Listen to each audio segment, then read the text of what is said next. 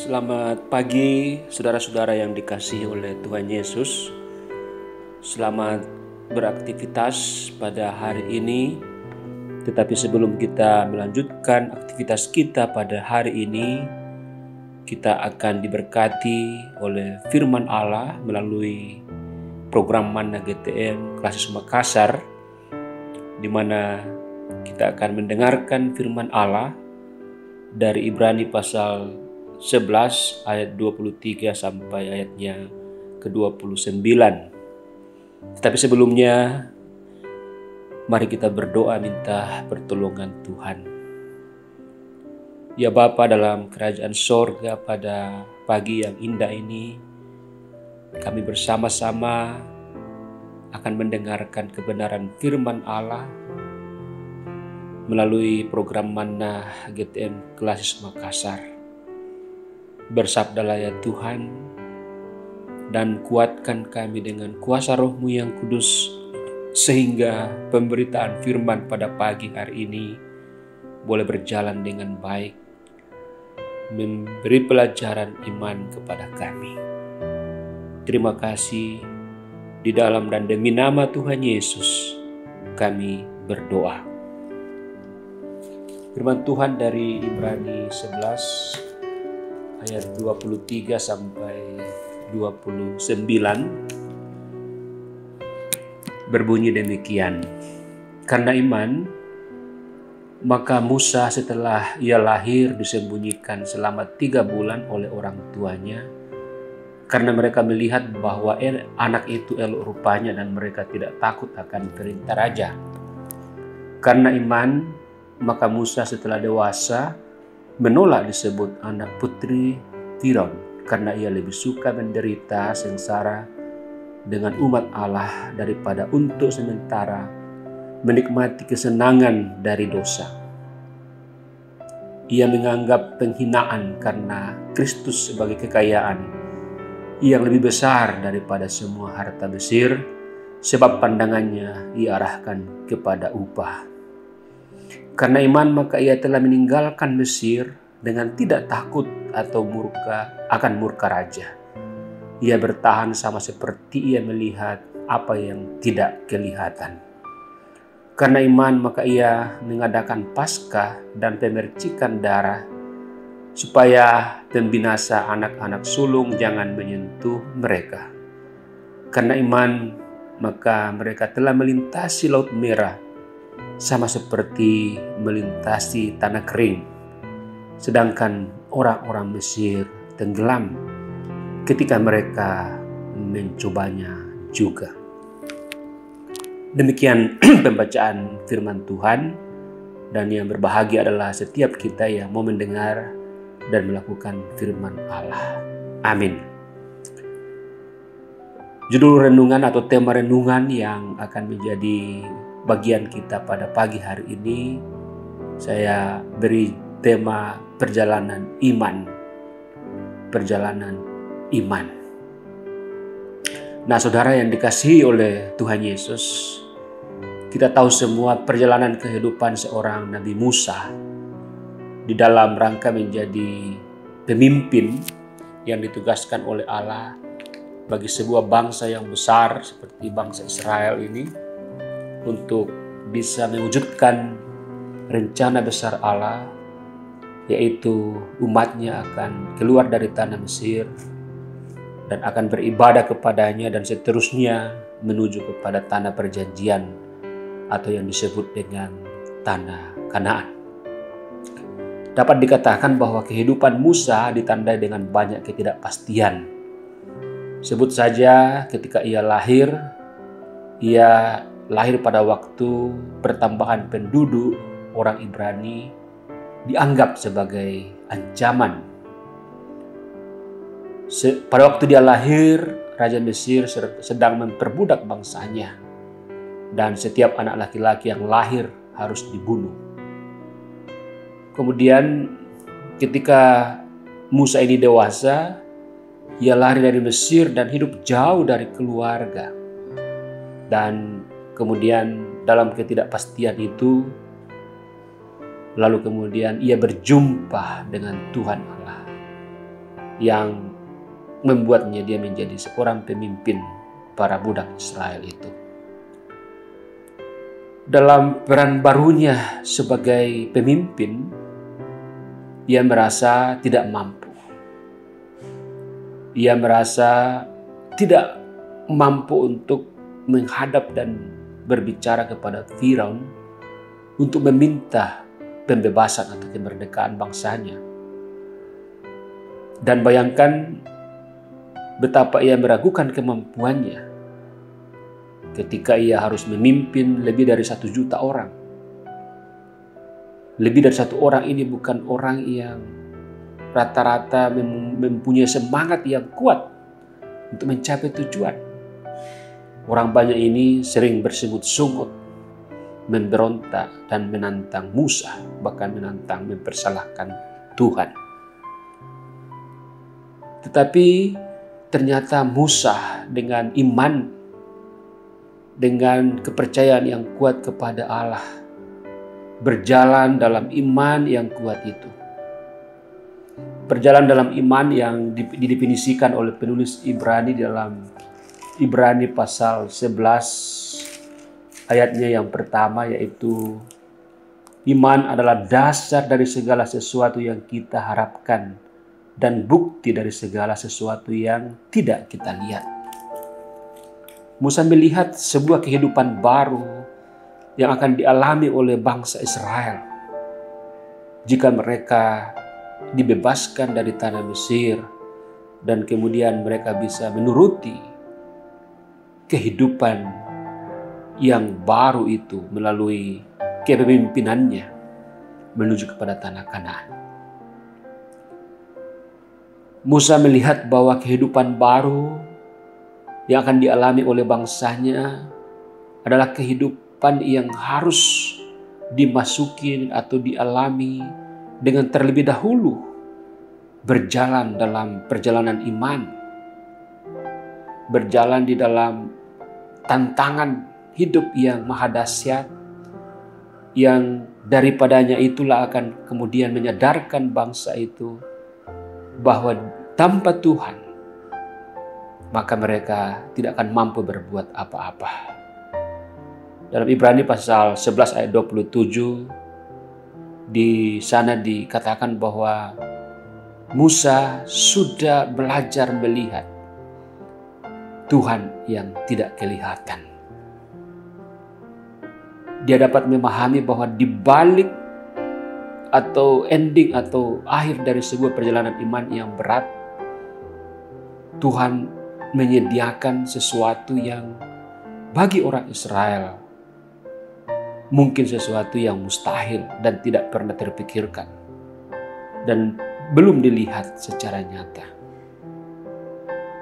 Itu juga yang kemudian diulas oleh penulis Ibrani ini dalam dalam pasal 11 sampai 12 pembacaan kita banyak kali berbicara tentang iman, dan sebanyak 16 kali kurang lebih dikatakan bahwa karena iman maka Musa atau tokoh-tokoh Alkitab yang lain bisa melakukan sesuatu perjalanan iman yang begitu menginspirasi bagi orang-orang percaya. Dalam bacaan kita cukup jelas dikatakan bahwa karena iman maka Musa bersama dengan bangsa Israel melintasi Laut Merah sama seperti melintasi tanah kering. Dan karena iman mereka juga telah meninggalkan Mesir, mengadakan Paskah dan kegiatan-kegiatan lain yang menunjukkan bahwa mereka siap untuk masuk dalam kehidupan baru dengan terlebih dahulu melalui tantangan yang tidak mudah, melalui perjalanan iman yang sukar, tetapi pada akhirnya akan menghasilkan suatu kehidupan baru. Nah, saudara yang dikasihi oleh Tuhan Yesus, dalam kehidupan kita juga sekarang untuk masuk di dalam kehidupan yang baru yang menanti di sana, yang biasa dikatakan sebagai masa depan yang penuh harapan. Tentu kita harus seperti Musa, seperti bangsa Israel yang harus melalui perjalanan iman. Perjalanan iman di sini adalah perjalanan yang dilalui oleh orang percaya dengan berhadapan dengan masalah, tantangan, pergumulan hidup. Kalau sekarang ini tetap kita menghadapi tantangan dan pergumulan sedunia, yaitu pandemi COVID-19. Tuhan mengajak kita untuk menjalani kehidupan di new normal ini dengan ancaman COVID-19 dengan penuh iman. Sehingga pada akhirnya ketika kita bisa melewati pergumulan ini, maka juga di dalam catatan kehidupan rohani kita akan muncul seperti dalam ayat-ayat bacaan kita tadi, bahwa karena iman kita boleh belajar untuk beradaptasi dengan protokol kesehatan. Karena iman, maka orang percaya atau orang Kristen bisa tetap beribadah menyembah Tuhan dari rumah secara virtual dan tetap merasakan kehadiran Tuhan. Karena iman, maka di tengah-tengah kesukaran pandemi COVID-19, orang Kristen masih bisa melayani sesama, berdiakonia, dan juga terlibat di dalam aksi-aksi sosial lainnya. Dan pada akhirnya saudara, kita akan berkata, karena iman, dalam perjalanan iman, maka nantinya COVID-19 akan hilang dari kehidupan dan dunia ini. Dan kita akan bersyukur kepada Tuhan. Karena iman sajalah kita bisa melihat apa yang tidak atau belum kita lihat dan mencapai apa yang kita harapkan. Nah, saudara yang dikasihi oleh Tuhan Yesus, pada hari ini tentu kita juga akan melalui perjalanan iman. Mungkin ketika kita keluar rumah, menuju kantor, menuju tempat kerja, maka tantangan akan menghadang kita. Tetapi pastikan bahwa kita berjalan dalam iman.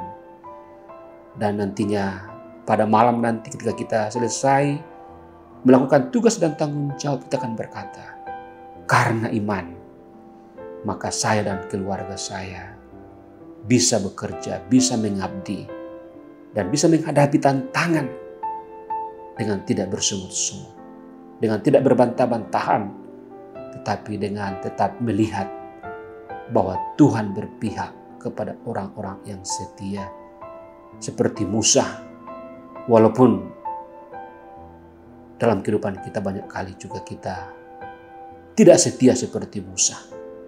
Tetapi langkah iman, perjalanan iman, berarti bahwa kita bersedia untuk melalui kesukaran apapun juga.